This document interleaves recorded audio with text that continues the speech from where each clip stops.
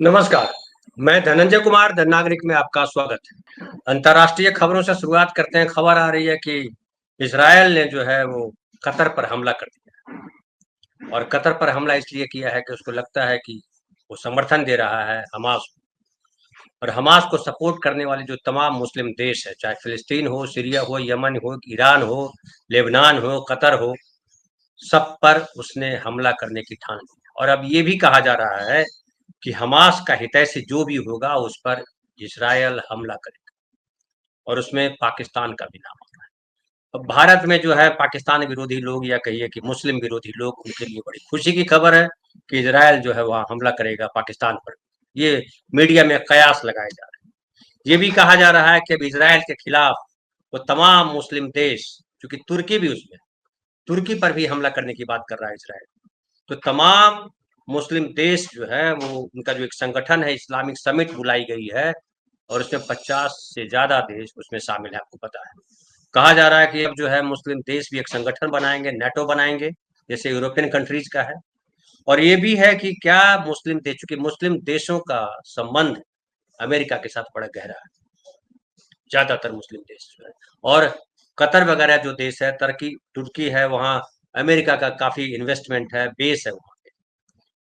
और अगर इज़राइल उसको नुकसान पहुँचाता है, तो ज़ाहिर है अमेरिका के साथ उसके संबंध खराब हो सकते हैं। तो मुस्लिम देशों ने कहा है कि आप जो है इज़राइल को समझाइए कि होशो-हवास में रहे, नहीं तो हम भी जो है भिड़ जाएँगे। अब ये है इंटरनेशनल, अब क्या होगा ये आने वाला समय बताएगा, लेकिन ये है। दूसरी तरफ देखिए कि नरेंद्र मोदी जी का जो प्यारा जुमला है, देश, देशभक्ति, धर्म, बिहार गए, पूर्णिया जाकर के उन्होंने फिर वही दोहराया, घुसपैठिए की बात की। और घुसपैठिए की बात पहली बार नहीं हो रही। बीजेपी, आरएसएस बार-बार घुसपैठिए की बात करता है, वो चाहे बंगाल में चुनाव हो, चाहे झारखंड में चुनाव हो, चाहे बिहार में चुनाव हो, घुसपैठिया आ जाता है। सबसे बड़ा इश्यू बीजेपी कोशिश करती है कि घुसपैठिया बनाया जाए और घुसपैठिया इसलिए कि हिंदू-मुसलमान करने में उसे सुविधा रहती है और मुस्लिम विरोध जो है बांग्लादेश के नाम पर चलने लगता है। हालाँकि बांग्लादेश के संबंध भारत के साथ अच्छे हैं, अच्छे थे और आगे भी अच्छे रहेंगे। कम ज़्यादा तो होता रहता है, लेकिन भारत के लिए बांग्लादेश एक ज़रूरी देश है। बांग्लादेश के लिए भी भारत एक ज़रूरी देश है। भारत को दुश्मन बना करके बांग्लादेश सर्वाइव नहीं कर सकता, ये बांग्लादेश को भी पता है। अब मूल बात है कि घुसपैठिया क्या बीजेपी को घुसपैठिया जीत दिलाएगा? आप याद कीजिए जो एसआईआर किया गया, एसआईआर के दौरान भी यही बात आई, जो चुनाव आयोग ने बिहार में एसआईआर किया और नैरेटिव गढ़ने का प्रयास किया चुनाव आयोग ने भी कि जो घुसपैठिया आ गए, जो दूसरे देश के नागरिक हमारे मतदाता सूची में शामिल हो गए हैं, उनको निकालना है और बड़े पैमाने पर उसके लिए अभियान चलाया गया, एसआईआर किया गया और शुरुआत में तो कहा गया था कि 2 करोड़ लोगों को निकाला जाएगा, बाद में आया 65 लाख लोग निकाले गए। उसमें घुसपैठिया कितने हैं?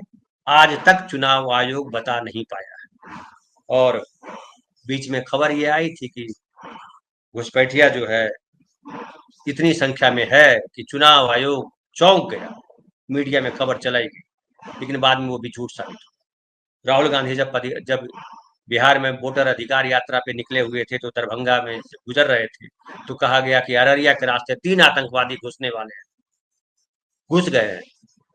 बाद में दूसरे दिन जो है बयान दिया, जब राहुल गांधी का प्रोग्राम खराब कर दिया गया, उसके बाद बयान दिया गया, जो बिहार के पुलिस अधिकारी हैं, उन्होंने कहा कि अररिया से आने वाले थे, लेकिन वो नेपाल से उधर ही चले गए और ये 15 तारीख से पहले की बात है, जबकि ये घटना 27 तारीख की।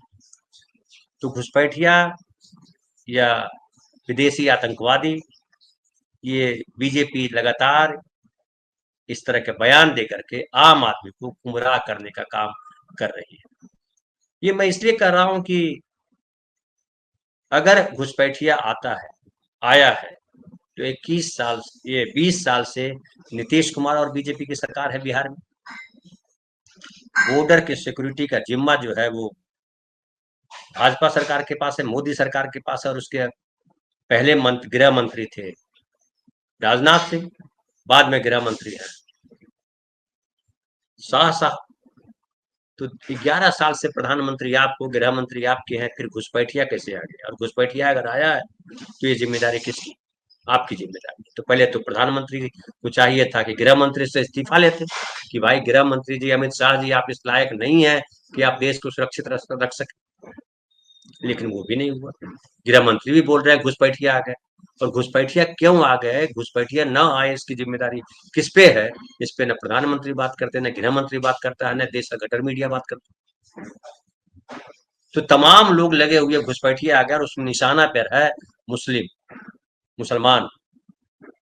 लेकिन क्या मुसलमानों में भय है? मुस्लिम भय खड़ा करके बीजेपी चुनाव जीत पाएगी? तो मैं एक बंगाल में, पश्चिम बंगाल में पिछली बार जो चुनाव हुआ था, तब भी घुसपैठिया बहुत उठाया गया, हिंदू मुसलमान बहुत किया गया, लेकिन बीजेपी को सफलता नहीं मिली। लोकसभा में अच्छी सफलता मिली थी 2019 में, लेकिन विधानसभा में अपेक्षित सफलता बीजेपी को तमाम हथकंडे अपनाने के बाद भी, पूरी शक्ति लगा देने के बाद भी नहीं मिली, और ममता बनर्जी वहां की फिर से मुख्यमंत्री बनी। झारखंड में भी वही हुआ। झारखंड का जब चुनाव हुआ तो तमाम प्रधानमंत्री हो, गृह मंत्री हो, वहां के सांसद हो, तमाम लोगों ने ये कहा कि वहां घुसपैठिया घुसा है, और यहाँ तक इतना आ गया है घुसपैठिया कि झारखंड की डेमोग्राफी बदल गई है, लेकिन बीजेपी हार गई। फिर जो घुसपैठिया जो घुस आए थे, झारखंड की डेमोग्राफी बदल गई थी, उस पर चर्चा बंद हो गई। इससे भी पता चलता है कि खाम खा के मुद्दे उठाती है, चुनावी मुद्दे के तौर पे, जुमले के तौर पे बीजेपी घुसपैठिया का मुद्दा उठाती है। अगर घुसपैठिया वाकई बड़ा मुद्दा होता तो चुनाव के बाद या चुनाव के पहले सरकार कार्रवाई करती, गहन अभियान चलाती। लेकिन बीजेपी के कोई नेता भी बताने को तैयार नहीं है, जो लोकल कार्यकर्ता है, कि ये देखिए इस गांव में इतने घुसपैठिए आ गए हैं और उसकी जांच की जा रही है। उनके पास सबूत तो न गृह मंत्री के पास सबूत है, न लोकल स्थानीय कार्यकर्ता है उनके पास सबूत है। फिर ये जुमला क्यों? ये बड़ा सवाल है कि प्रधानमंत्री इस तरह का जुमलेबाजी क्यों करते हैं।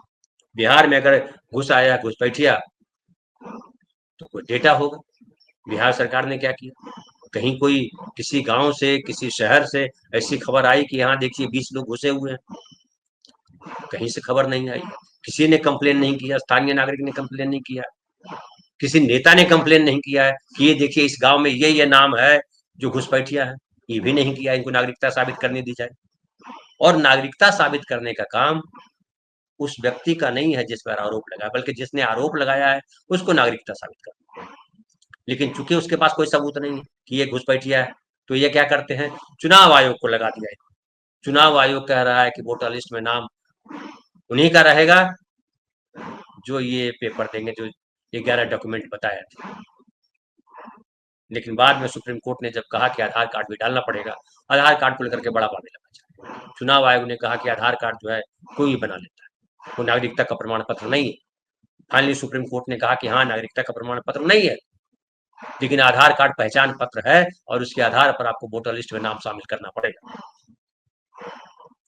अब चुनाव आयोग इस फिराक में लगा हुआ कि किस तरीके से जो सुप्रीम कोर्ट है उसी पे आरोप लगाया जाए, और अब कह दिया चुनाव आयोग ने कि सुप्रीम कोर्ट हमारे मामले में दखल नहीं दे सकती, उसके पास ये राइट नहीं है। हमारे पास संवैधानिक अधिकार है कि हम SIR करें। SIR करने से आपत्ति नहीं कर रहा कोई, ठीक है, आप गहन पुनरीक्षण कीजिए, लेकिन किस आधार पर, प्रक्रिया क्या होगी, कैसे करेंगे आप? इस पर तो सवाल उठ सकते हैं, और राहुल गांधी ने यही सवाल उठाया। राहुल गांधी ने यही सवाल उठाया, और चुनाव आयोग को बड़ी मिर्ची लगी, और चुनाव आयोग के मुख्य आयुक्त कमिश्नर हैं, मुख्य आयुक्त हैं, उन्होंने कहा कि हलफनामा दे राहुल गांधी, नहीं तो उनकी बात नहीं मानी जाएगी। और लगातार कोशिश की है चुनाव आयोग ने कि वो उनके जो मुख्य आयुक्त हैं वो डिक्टेटरशिप की तरह के, जैसे उनको मुख्य चुनाव आयुक्त बना दिया गया तो वो जो चाहे निर्णय ले सकते, वो संविधान से बाहर हो गए, संविधान के ऊपर खड़े हो गए, ऐसा दिखाई पड़ता है। सुप्रीम कोर्ट में इस तरह की लगातार बहस की जा रही है। हालांकि सुप्रीम कोर्ट ने यह भी कहा कि अगर हमको लग गया, और 8 अक्टूबर को, शायद 7 या 8 अक्टूबर को फाइनल डिसीजन आना है, इंटरिम डिसीजन देने से मना कर दिया सुप्रीम कोर्ट, और ये आने वाला है फाइनल सुनवाई जो होगी, और जो डिसीजन आएगा, तो ये भी कह दिया है चुनाव आयोग को, सुप्रीम कोर्ट ने, कि अगर हमको लगा कि गड़बड़ी है तो SIR रद्द कर देंगे, और ये जो रद्द करेंगे पूरे देश के लिए लागू हो जाएगा। तो एक झटका ये भी है बीजेपी के लिए, चुनाव आयोग के लिए, लेकिन बावजूद इसके नरेंद्र मोदी घुसपैठिया वाले सवाल पर या कहिए घुसपैठिया वाले प्रसंग पर, उस जुमले पर उसी तरह से डटे हुए। ये क्या साबित करता है? अक्सर आरोप लगता है कि प्रधानमंत्री झूठ बोलते, और इस तरह के आरोप जब लगाते हैं प्रधानमंत्री बिना सबूत के, तो लगता है कि प्रधानमंत्री अपने जीत के लिए, सत्ता के लिए किसी भी किस्म के झूठ बोलने से परहेज नहीं करते, किसी पे कोई आरोप लगाने से भी परहेज नहीं करते, और इससे प्रधानमंत्री पद की जो गरिमा है वो खराब होती है, वो खतरे में पड़ती है, कई सारे सवाल उठते हैं, और जब लोग सवाल उठाते हैं तो भाजपा वाले फिर चिल्लाते हैं कि संवैधानिक पद पे है प्रधानमंत्री, उनकी आलोचना उस तरीके से नहीं की जा सकती। कई लोगों ने कहा कि वो जो है प्रधानमंत्री ही राष्ट्र है, वही देश है, और उनकी आलोचना देश की आलोचना। तमाम तरीके से कोशिश की जा रही है कि चुनाव आयोग को निरंकुश बना दिया जाए, कोशिश की जा रही है कि प्रधानमंत्री सर्वशक्तिमान बन जाए, प्रयास किया जा रहा है कि सुप्रीम कोर्ट को बौना कर दिया जाए, बहुमतवाद को सबसे ऊपर रख दिया जाए। इसलिए देखिए नैरेटिव चलाया जा रहा है कि जो संसद ने फैसला दे दिया, कानून बना दिया, उस पर सुप्रीम कोर्ट को डिबेट करने का, सुप्रीम कोर्ट को बहस करने का अधिकार नहीं।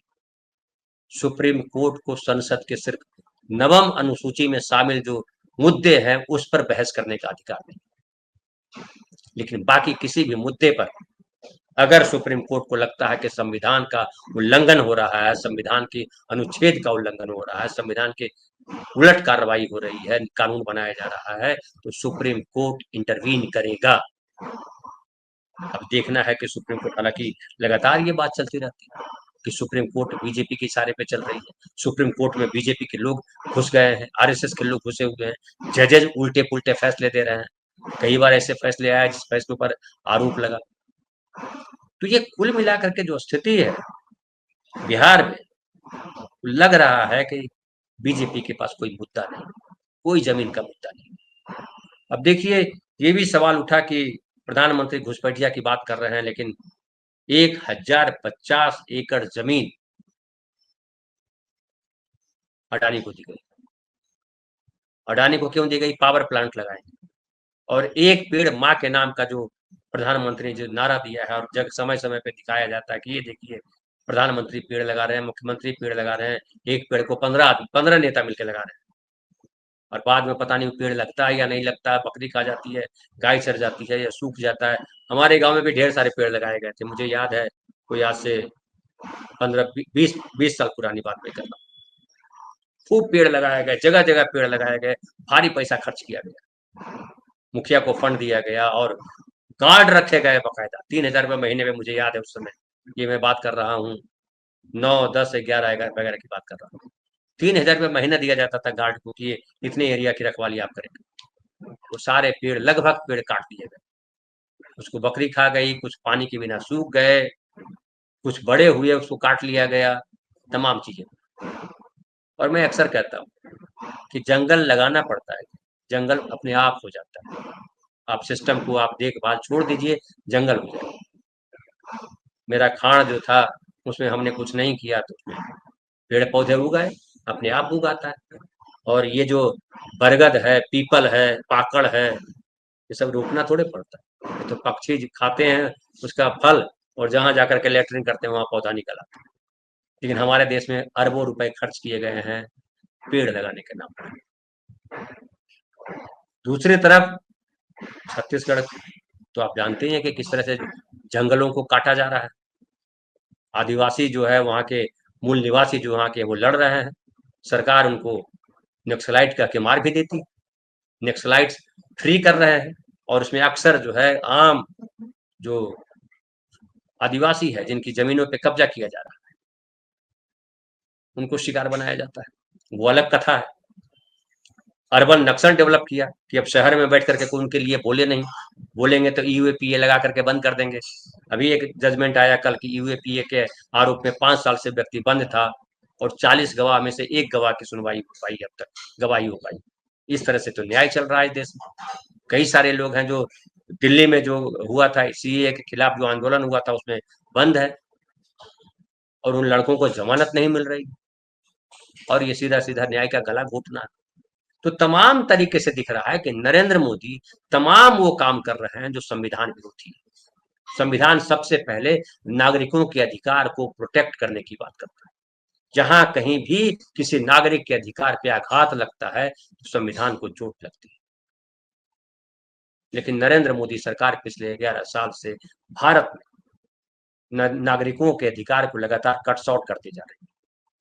चाहे लेबर एक्ट हो, चाहे किसानों के लिए हो, चाहे युवाओं के लिए हो, चाहे यूनियनों के लिए हो, तमाम जगह पे जो है तलवार लटका दी कि अगर आप करोगे तो आपकी नौकरी जाएगी। बिहार में तो हाल ये हो गया कि बीपीएससी वालों में कर दिया कि जो आंदोलन में जाएगा उसको बीपीएससी का एग्जाम नहीं देने दिया जाएगा, जो अभ्यर्थी जाएंगे।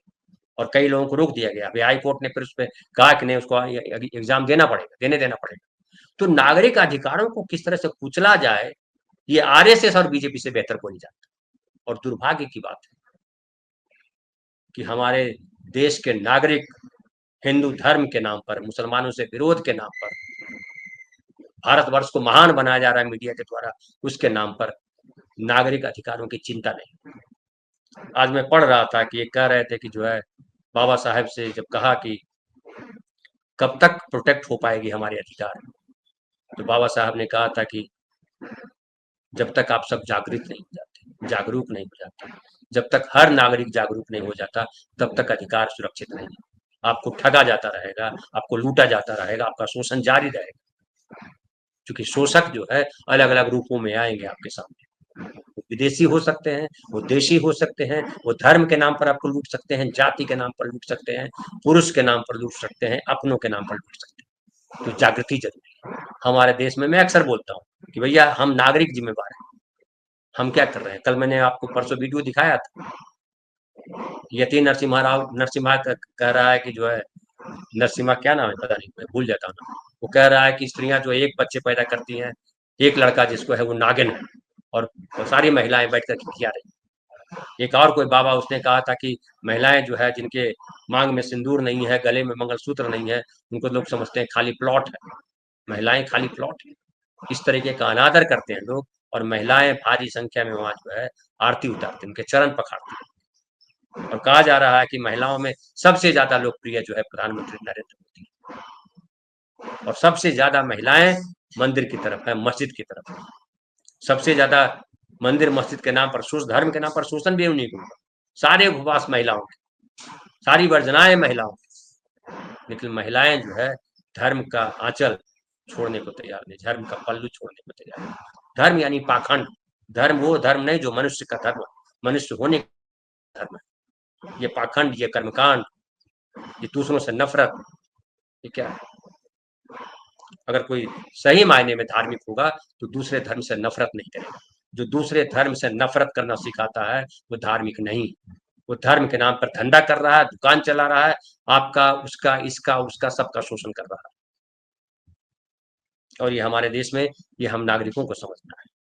क्योंकि तमाम पार्टियों के नेता हैं जो वोट के चक्कर में, उनको लगता है कि धर्म के नाम पर अगर अब नहीं इनके साथ खड़े होंगे तो हमको वोट नहीं मिलेगा। उनको लगता है कि धर्म के नाम पर सबसे ज्यादा वोट मिलते हैं, और मिल भी रहा है।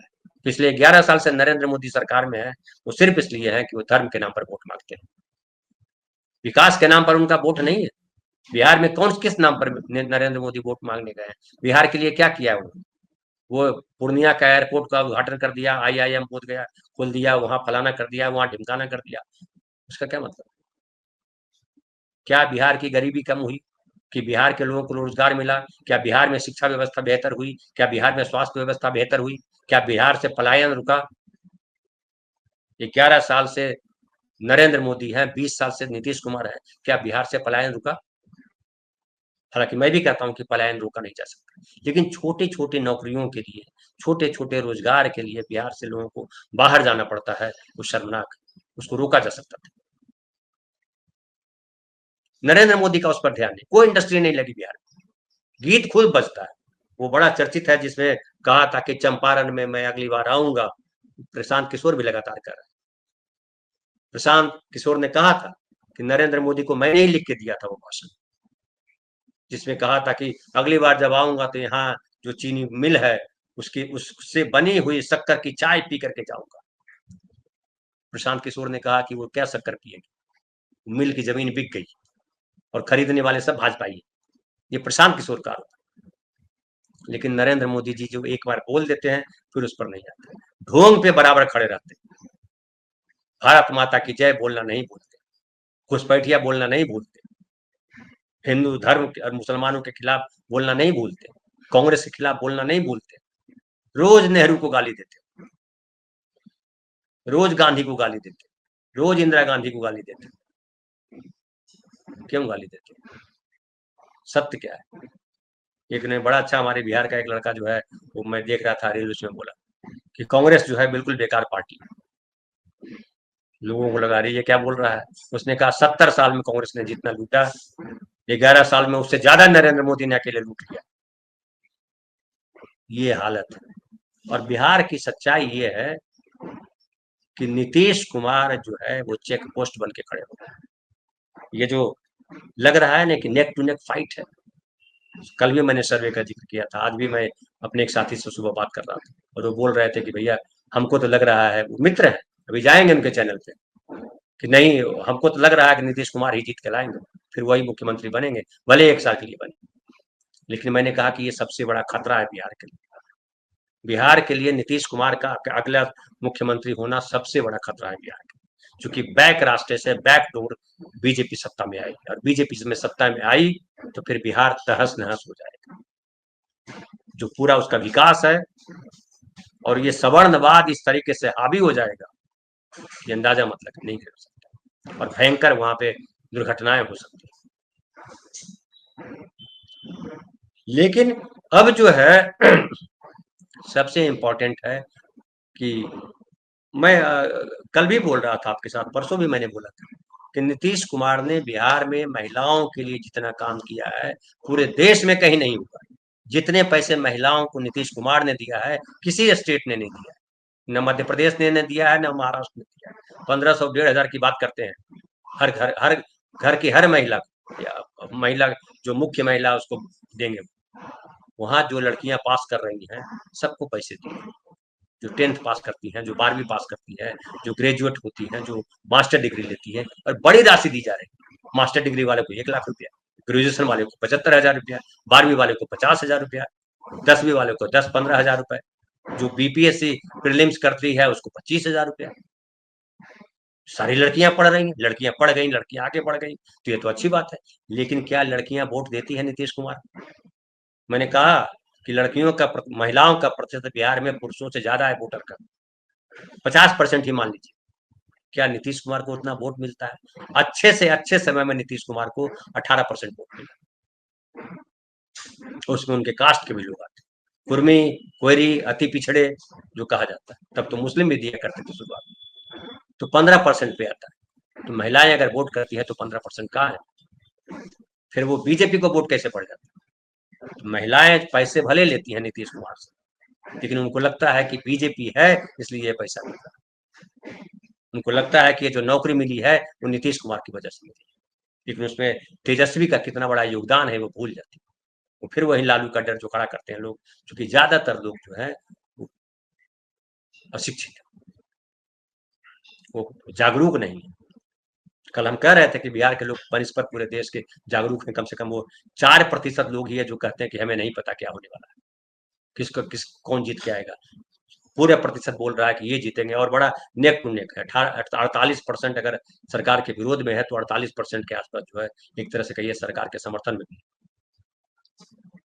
सर्वे आ रहा है उसमें बता रहा है कि प्रशांत किशोर इतना वोट काट लेंगे, इतना वोट इसका कटेगा तो इतना सीट हो परसेंट हो जाएगा, इतना वोट कटेगा तो इतना परसेंट हो जाएगा, और कुल मिलाकर के दिखाई पड़ता है कि एनडीए जो है वो जीत रहा है। लेकिन मैं नहीं समझ पा रहा हूं कि एनडीए कैसे जीत रहा है, कैसे उनको दिखाई पड़ रहा है कि एनडीए जीत रहा है, किस मुद्दे पर जीत लेंगे? लोग कहते हैं मुद्दों पर चुनाव नहीं होता, चुनाव होता है तो भावनाओं पे, हिंदू मुसलमान पे चुनाव होता है, जाति पे चुनाव होता है। लेकिन मुझे लगता है जाति और हिंदू मुसलमान पे खाली चुनाव नहीं होता है। ये ठीक है कि सवर्ण बीजेपी के साथ पूरे के पूरे तौर पे लगभग अड़े हुए हैं, बड़ा हिस्सा सवर्णों का जाता है बीजेपी, पिछड़ों का भी बड़ा हिस्सा जाता है बीजेपी, एंटी यादव की वजह से जाता है बीजेपी। कांग्रेस जमीन पे उस तरह से खड़ी नहीं, तमाम चीजें। लेकिन तेजस्वी ने एक संभावना जगाई है मैंने कहा मैं इस बात पे बात नहीं करता हूं कि किसको वोट मिलेगा किसको नहीं मिलेगा, मैं बात करता हूं कि देश के लिए, स्टेट के लिए कौन है जो उसके आम आदमी के मुद्दों पर बात कर रहा है, और कौन है जो ख्याली पुलाव पका रहा है, स्वर्ग भेजने की बात कर रहा है। 16 सोमवार करोगे तो बढ़िया पति मिल जाएगा, बढ़िया पति 16 सोमवार करने से नहीं मिलता। सारे स्त्रियों को बढ़िया पति मिल गया होता है, क्योंकि सब 16 सोमवार करती है। बढ़िया पति मिलता है जब आपकी पढ़ाई बढ़िया होती है, जब आप चुनते हो, या आपके बाप के पास इतने पैसे हैं कि आप भले मैट्रिक फेल हो, लेकिन आपका बाप आपको दहेज देकर के जो डॉक्टर इंजीनियर ढूंढते हैं।